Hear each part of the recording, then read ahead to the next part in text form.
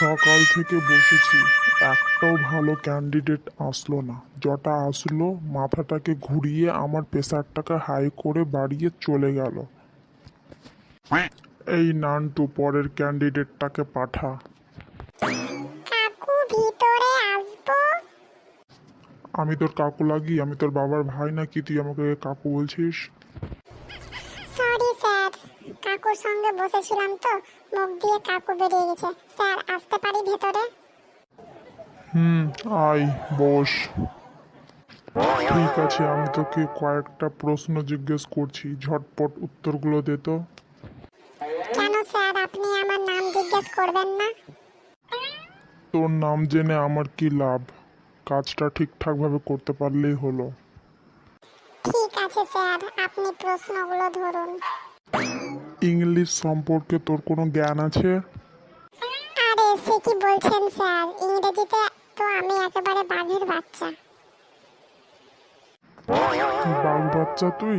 তাহলে এখানে কি করছিস? যা, সুন্দরবনের জঙ্গলে থাকবি। স্যার মানে আমি বলতে চাইছি ইংরেজিতে আমি একদম জাহাজ। তুই জাহাজ তো এখানে কি করছিস? যা, জলে থাকবি তুই। না স্যার, মানে আপনি বুঝতে পারছেন না, আমার ইংরেজিতে প্রচুর জ্ঞান, মানে অনেক জ্ঞান, মানে অনেক অনেক অনেক আমি ইংরেজি ভালো পারি। ও, তুই ইংরেজি খুব ভালো পারিস? তাহলে বলতো গ্রামার কাকে বলে? হ্যাঁ স্যার, আমি ইংরেজি খুব ভালো পারি। গ্রামার কাকে বলে বলবো? গ্রামার হচ্ছে গ্রামে যারা বাস করে তাদের গ্রামার বলে। গ্রামার দু ধরনের স্যার, যারা বাংলাদেশে গ্রামে বাস করে তাদের বাংলা গ্রামার বলে, আর যারা লন্ডনের গ্রামে বাস করে তাদের ইংরেজি গ্রামার বলে। কি বললি তুই? যারা গ্রামে বাস করে তাদের গ্রামার বলে, আর যারা বাংলাদেশের গ্রামে বাস করে তাদের বাংলা গ্রামার বলে, আর যারা লন্ডনে বাস করে তাদের ইংরেজি গ্রামার বলে? পালা, তুই এখান থেকে বেরো, এক্ষুনি বাড়া। আমার প্রেসারটাকে হাই করিস না। ও স্যার, আপনি এত রাখছেন কেন? একটা প্রশ্ন করে কি জানা যায় কার কত জ্ঞান আছে? আপনি আর দু চারটা প্রশ্ন আমাকে ধরুন না স্যার। আমাকে তুই পাঠ পড়াস না, একবার দেখলে মানুষকে বলে দেবো যে কার কতটা জ্ঞান আছে।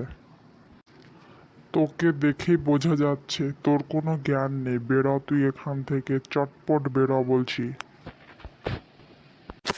ও স্যার, দু একটা প্রশ্ন আর ধরুন না স্যার। আমার চাকরিটা খুব দরকার স্যার, এই চাকরি না পেলে আমার বিয়ে হবে না, বউ হবে না, বাচ্চা হবে না, কিচ্ছু হবে না স্যার। আমাকে আর প্রশ্ন ধরে স্যার আমাকে চাকরিটা দেন স্যার। ও স্যার, দু চারটা প্রশ্ন আর ধরুন না স্যার। বিয়ে করার জন্য আমার খুব দরকার চাকরিটা স্যার, চাকরি না পেলে আমার বিয়ে হবে না স্যার। কে বললো তোকে বিয়ে করার জন্য চাকরির দরকার হয়? কে বললো তোকে যে বিয়ে করার জন্য চাকরির দরকার হয়? বিয়ে করার জন্য যদি চাকরির দরকার না হয় তাহলে কিসের দরকার হয় স্যার, আপনি জানেন? বিয়ে করার জন্য ছেলেদের একটি মেয়ের দরকার হয় এবং মেয়েদের একটি ছেলের দরকার হয়, বুঝলি? চাকরি না পেলে বিয়ের পরে ওরা কি খাবে স্যার? কি খাবে মানে? ছেলে যা খাবে মেয়েও তা খাবে, আর মেয়ে যা খাবে ছেলেও তা খাবে, মানে ওরা দুজনে যা খাবে ভাগ করে খাবে। ও স্যার, এমন করে না, দিন না একটা চাকরি স্যার, একটা চাকরি দিন আমাকে।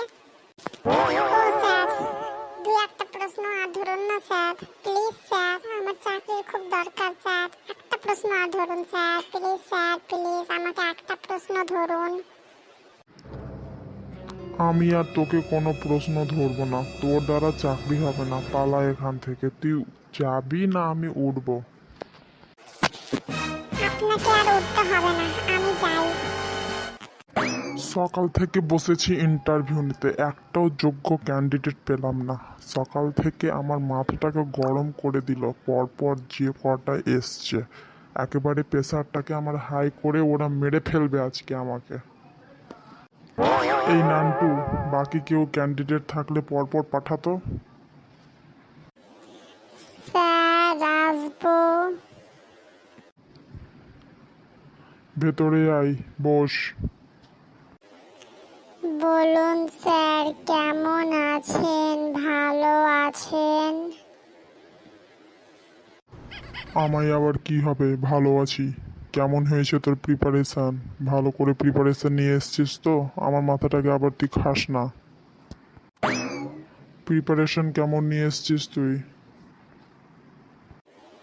স্যার রেশন তো ভালোই পাই, চাল পাই, আটা পাই, বিস্কুট পাই, চিনি পাই, কিন্তু কেরোসিন পাই না স্যার।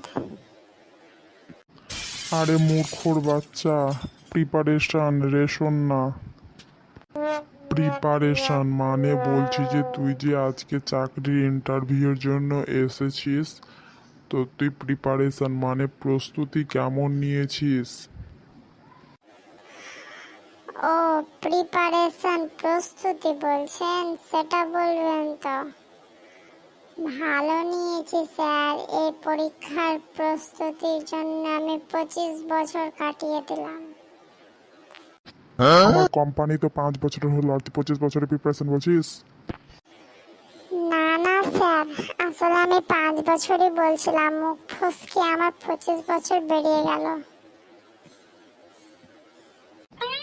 শোন, আমি কিন্তু ফাজলামি একটুও পছন্দ করি না। ঠিকঠাকভাবে উত্তর দিবি, আর আমার মাথাটাকে গরম করলে এখান থেকে ধাক্কা দিয়ে বের করবো আমি। আমিও এইসব ফাজলামি একটু পছন্দ করি না স্যার। আপনি প্রশ্ন ধরুন, আমি পরপর ঠিক ঠিক উত্তর দিয়ে যাব স্যার। আমার চাকরি হবে তো স্যার?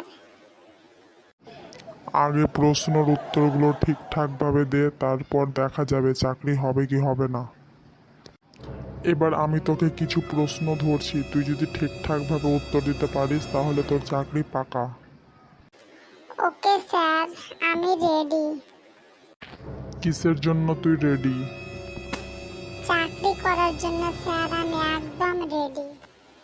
ঠিকঠাকভাবে উত্তরগুলো আগে দে, তারপর চাকরি পাবি কি পাবি না দেখা যাবে। ওকে স্যার, আপনি প্রশ্ন এবার ধরুন আমাকে। ঠিক আছে, বল তুই আমাদের দেশের ভাষা ছাড়া বাকি বিদেশি কোন কোন ভাষা জানিস?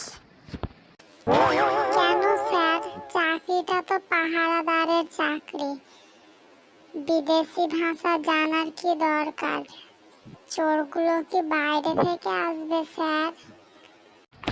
চোরগুলো যেখান থেকে আসুক, দেশ থেকে আসুক আর বিদেশ থেকে আসুক, তোকে 2-4টা বিদেশি ভাষা জানতেই হবে, বুঝলি?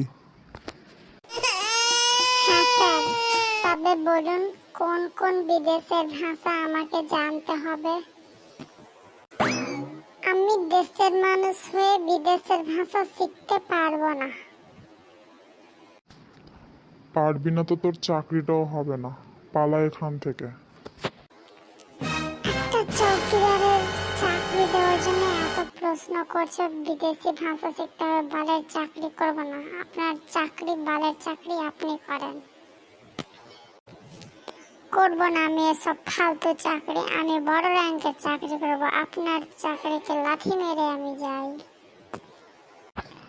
একটাও যোগ্য ক্যান্ডিডেট আমি পেলাম না চাকরির, আর আমি কারো ইন্টারভিউ নিব না কোনোদিন, আমি নিজেই চাকরি ছেড়ে দেব।